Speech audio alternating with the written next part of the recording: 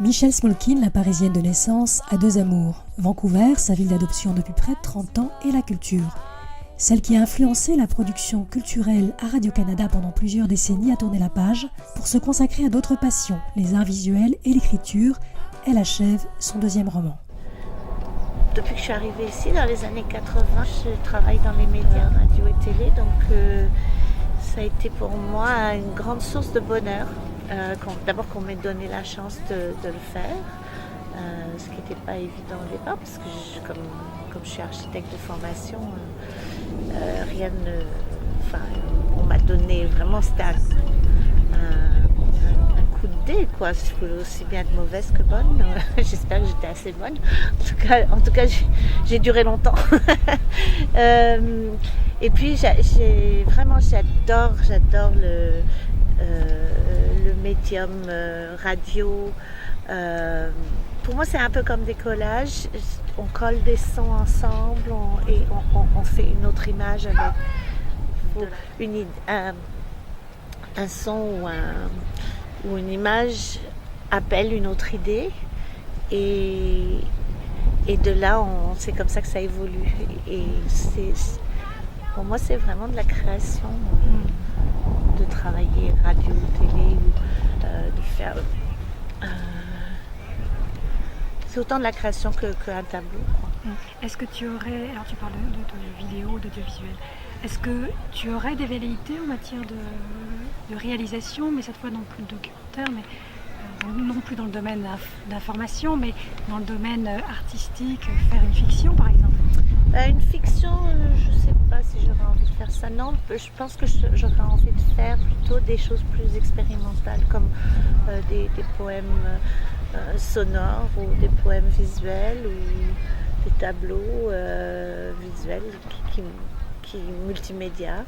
Je crois que c'est plus ça qui m'attire. Si depuis 17 ans, Michelle, la femme d'influence, a élu domicile dans le quartier Kitsilano avec son histoire transgressive, libertaire, hippie, quartier devenu très chic depuis, ce n'est sûrement pas le fruit du hasard.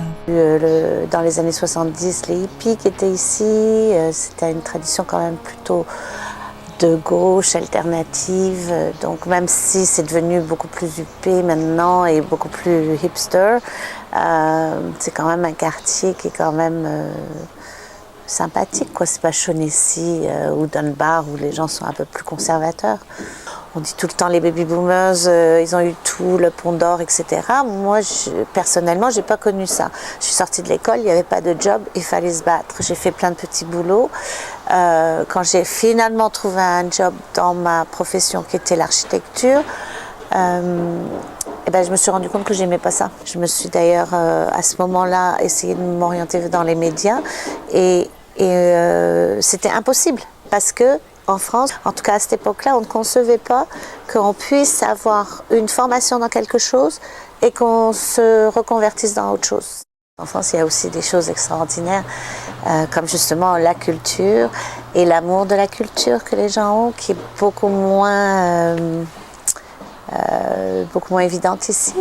C'est aussi parce qu'ici, la culture est beaucoup plus contemporaine. J'ai fait deux enfants, deux garçons extraordinaires, donc j'essaye de leur transmettre, bon, évidemment la culture française, puisque ça c'est quand même ce qui me tient le plus à cœur, l'amour de la littérature, l'amour des arts plastiques, du théâtre, du cinéma, enfin de la culture en général, parce que c'est quelque chose qui m'anime beaucoup. Que dirais-tu à des Français qui souhaiteraient venir ici? Je dirais ne venez pas.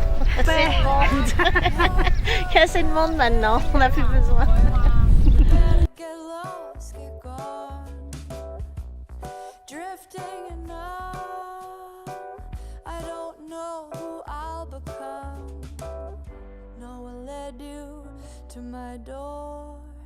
Past the safety of the shore.